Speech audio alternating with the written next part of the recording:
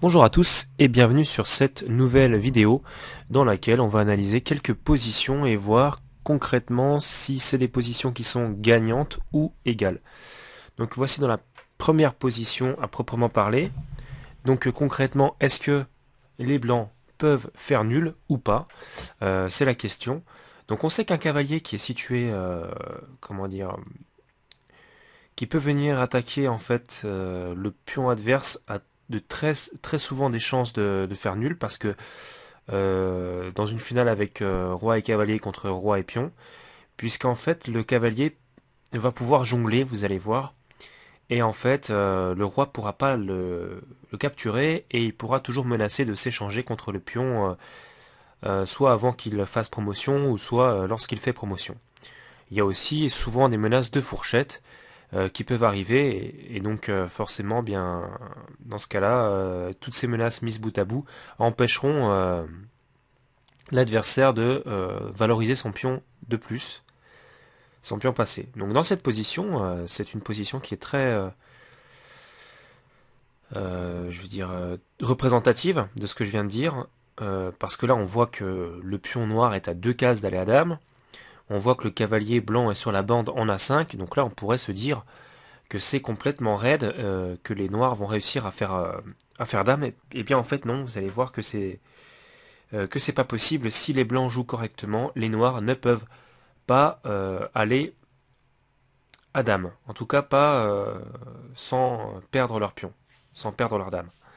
Donc le premier coup pour les blancs, ça va être un coup qui va permettre au cavalier de pouvoir atteindre le plus vite possible euh, la case E3.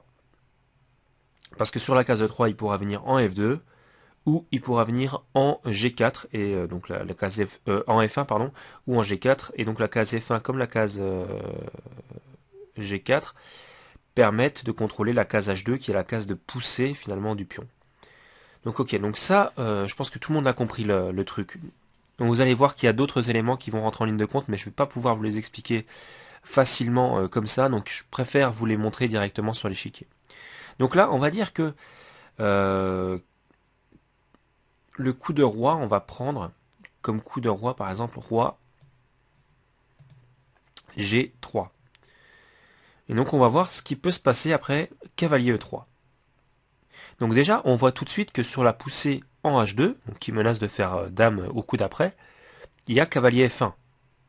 Le roi vient par exemple ici, et le cavalier s'échange, et donc la partie est nulle pour cause de matériel insuffisant. Donc ça c'est la première chose qui est vraiment intéressante à voir. Donc roi G3 ne va pas parce qu'il y aura cavalier F1 échec, et prise... Alors je vais juste vous montrer quand même que sur roi G3, cavalier E3, si par exemple les noirs jouent ici roi F2, il y a cavalier G4, échec, et on voit que ça va être impossible de se sortir de cette histoire, puisque le cavalier va pouvoir toujours jongler entre plusieurs cases, et, euh, et par conséquent, voilà, ce sera mission impossible de venir tout contrôler. Voilà. Tac.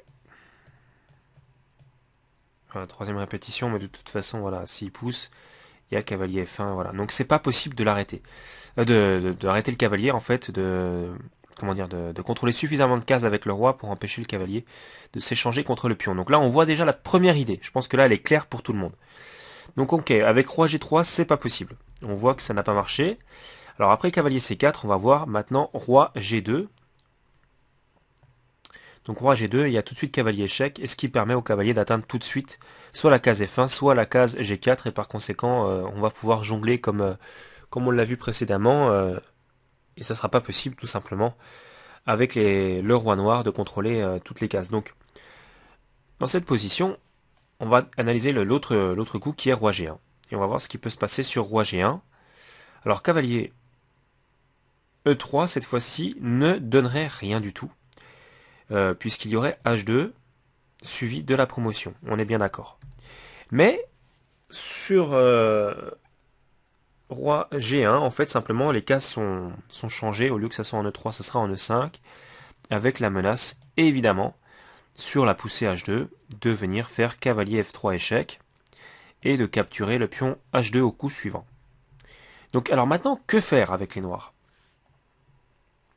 Si les noirs jouent roi F2 par exemple, et bien tout simplement il y a cavalier G4, et on retombe exactement dans la même variante avec roi, donc le roi qui est en G3, le pion qui est en H3 et le cavalier qui est en E3, et donc là si la poussée a lieu, il y aura toujours cette idée de venir en F1 avec le cavalier, et donc de faire la fourchette, et de se sacrifier sur le pion.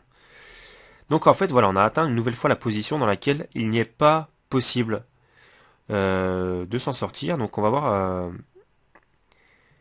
maintenant qu'est-ce qui pourrait se passer sur roi G2. Tout de suite. Donc là, on voit cavalier G4 pour empêcher la poussée. Et si roi G3, on va retomber avec cavalier E3 sur la position qu'on connaît. Maintenant, que se passe-t-il sur roi F3? Eh bien tout simplement cavalier H2. Et on jongle de la même manière. Après. Alors si le roi vient en G3, cavalier F1.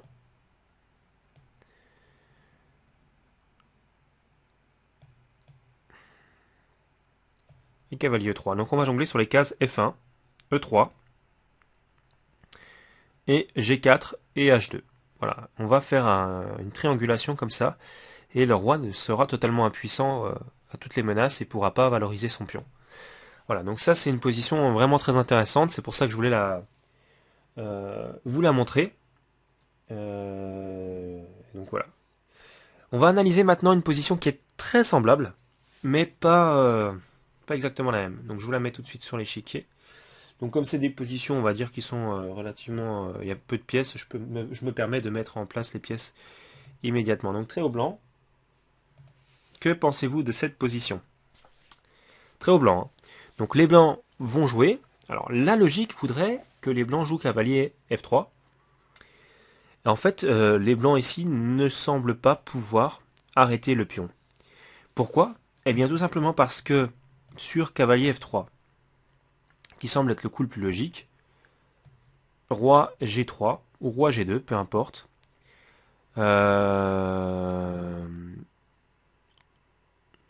Donc si cavalier H4 est joué, tout simplement roi F2. Et après roi F2, le pion peut aller à la dame. Il n'y a pas possibilité, je regarde, mais non, je crois pas qu'il y ait de possibilité ici. Non, il n'y en a pas du tout. Tac, tac, tac. Non, il n'y a pas du tout de possibilité de stopper le pion. Aucune. D'accord, donc on va revenir un peu en arrière. Et ici, mais que jouer avec les blancs? Donc cavalier F3, on a vu que ça perdait. Roi G3, cavalier ici et roi F2. Donc cavalier F3 va pas. On va voir qu'est-ce qui peut se passer sur cavalier F5. Cavalier F5.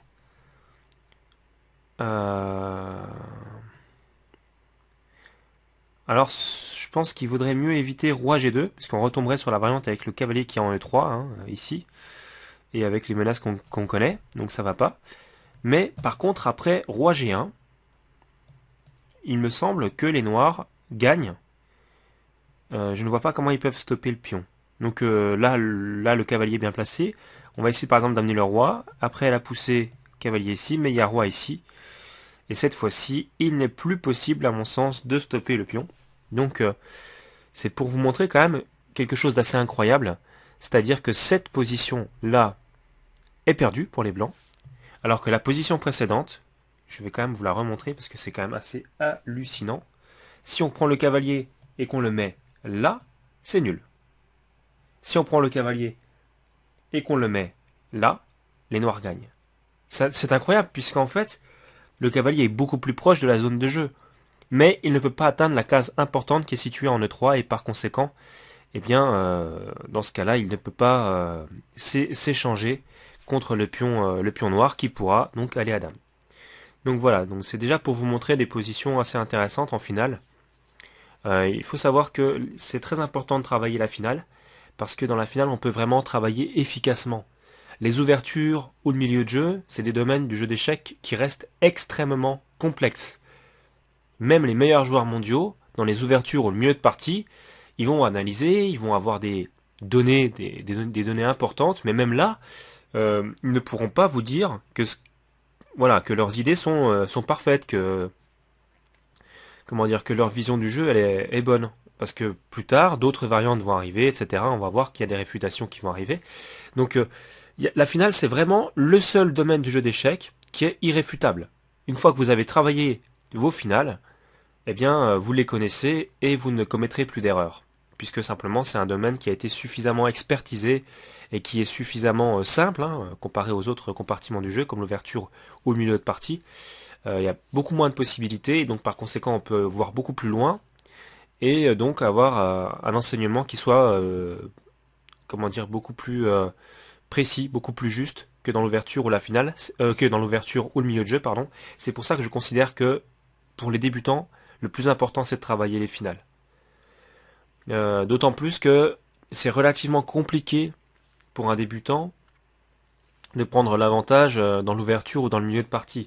Il y a énormément de notions à connaître. Si votre adversaire a énormément travaillé l'ouverture en cours, ça va être très compliqué de prendre l'avantage. Alors que dans une finale équilibrée, et c'est un atout par exemple qu'a un champion comme Magnus Carlsen, c'est qu'il arrive à créer un déséquilibre dans le milieu de jeu finalement où on se dit que c'est pas possible de le faire en finale. Puisqu'en finale on sait que la finale théoriquement elle est égale. Mais on peut jouer de façon à poser des questions très importantes à l'adversaire et le pousser à l'erreur, même dans des finales où je peux vous assurer qu'il y a très peu de pièces. Donc c'est pour ça que c'est un enseignement très intéressant et qu'il faut travailler ces finales, que c'est tout aussi intéressant, voire plus intéressant que de travailler les ouvertures ou le milieu de partie. Voilà, donc c'est fini pour cette vidéo. J'espère qu'elle vous a plu et je vous dis à très très bientôt pour de nouvelles vidéos.